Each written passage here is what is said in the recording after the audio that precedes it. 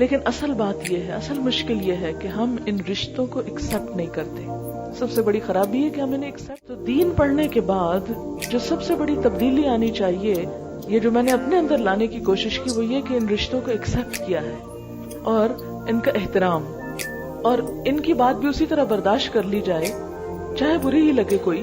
جس طرح اپنے بہت سے عزیزوں کی بات بری لگنے کے باوجود ہم اس کو اگنور کر جاتے ہیں اور برداشت کر جاتے ہیں. فریدہ چشتی آ جائیں، ان کے شوہر اتنے اچھے اچھے کام کر رہے ہیں اور وہ ہو نہیں سکتے جب تک ازدواجی زندگی خوشگوار نہ ہو. جب بھی میں ان کا کوئی نیا اچھا کام دیکھتی ہوں تو میں فریدہ کو کریڈٹ دیتی ہوں دل میں. تو ہم ان سے پوچھنا چاہتے ہیں کہ کیا راز ہے؟ السلام علیکم. راز بس صرف اتنا ہے کہ کبھی میں نے یہ نہیں سوچا کہ شوہر کا یہ کام ہے اور میرا یہ کام ہے.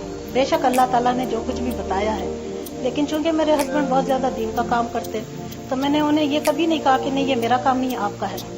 جتنا ہو سکا ان کا بھی کام میں سنبھالنے کی کوشش کرتی ہوں، صرف اس لیے کہ وہ بھی ایک جنت کا دروازہ اللہ تعالیٰ میرے.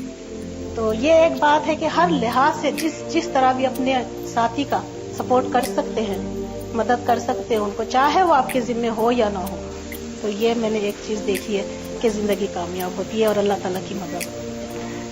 انہوں نے بہت اچھی بات کی ہے کہ میں نے کبھی یہ نہیں سوچا کہ یہ ان کا کام ہے اور یہ میرا ہے. جب ایک شخص ایک اچھے کام میں لگا ہے تو جتنا بھی اس کو سپورٹ کیا جائے گا وہ ان کے لیے بھی اتنا ہی اجر ہے. آپ کو یاد ہوگا کہ حضرت اسماء بنت یزید حضور صلی اللہ علیہ وسلم کے پاس عورتوں کی نمائندہ بن کر آئی تھیں اور انہوں نے کہا یا رسول اللہ صلی اللہ علیہ وسلم، مرد تو جہاد کرتے ہیں، جمعے میں شریک ہوتے ہیں اور بہت سے اچھے اچھے کام کرتے ہیں، تو ہم خواتین تو صرف گھر میں بیٹھی بچے پیدا کر رہی، بچے پال رہی ہیں اور گھروں کو لک آفٹر کر رہے ہیں، تو ہمارے لیے تو کچھ بھی نہ ہوا.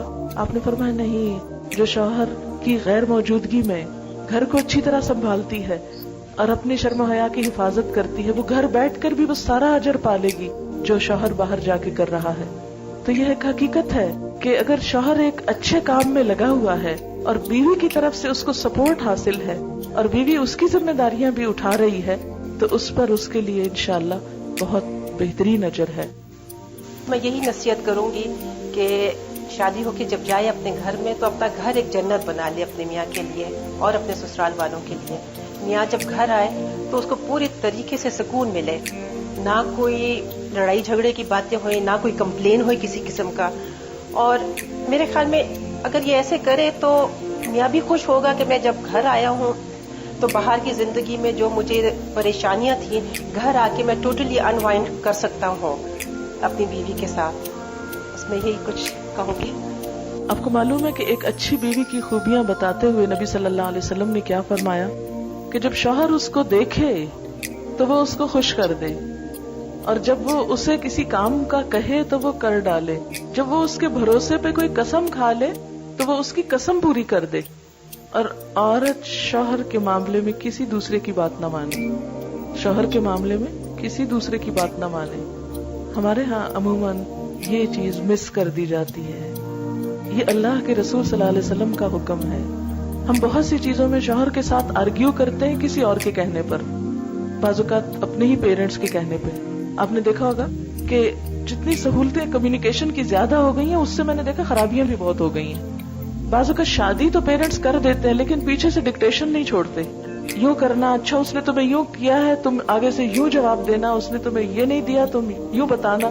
اس طرح کی بہت سی چیزیں اس زندگی کو زہریلا کر دیتی. آپ دیکھیں کہ دنیا ہے ہی ایک آزمائش کی جگہ نا، یہ جنت نہیں ہے. جنت کو اللہ نے وہاں رکھ دیا ہے، خوشی اور سکون کو اللہ نے جنت میں رکھا ہے، دنیا میں نہیں رکھا. دنیا کی زندگی کسی کی بھی آئیڈیل نہیں ہو سکتی. ہم عموماً کیا کرتے ہیں، اپنے سے دوسروں کو کمپیئر کرتے ہیں. دوسروں کی جو چیز اچھی ہوتی ہے اسے دیکھ کے ہم حسرت کرتے رہتے ہیں، جو ہماری اچھی چیز ہوتی ہے اس پہ ناشکر ہو جاتے ہیں. آپ صلی اللہ علیہ وسلم نے معیار کیا دیا ہے کہ دنیا کے معاملے میں اپنے سے کمتر والوں کو دیکھو کہ جن کے پاس کچھ نہیں، اور دین کے معاملے میں اپنے سے اوپر والوں کو دیکھو.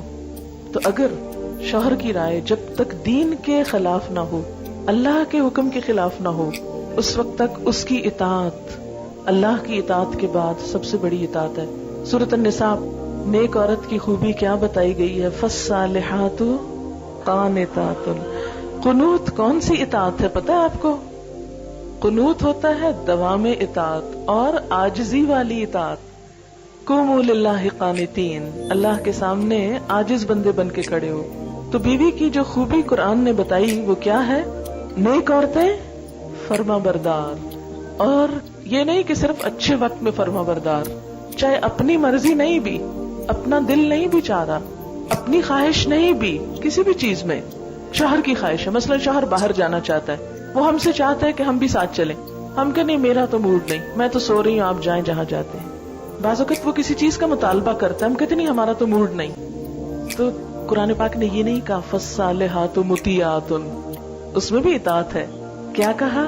فالصالحات قانتات، قانتات دوام اطاعت ہمیشہ، اور اس کے ساتھ عاجزی، انکساری، نشوز نہیں.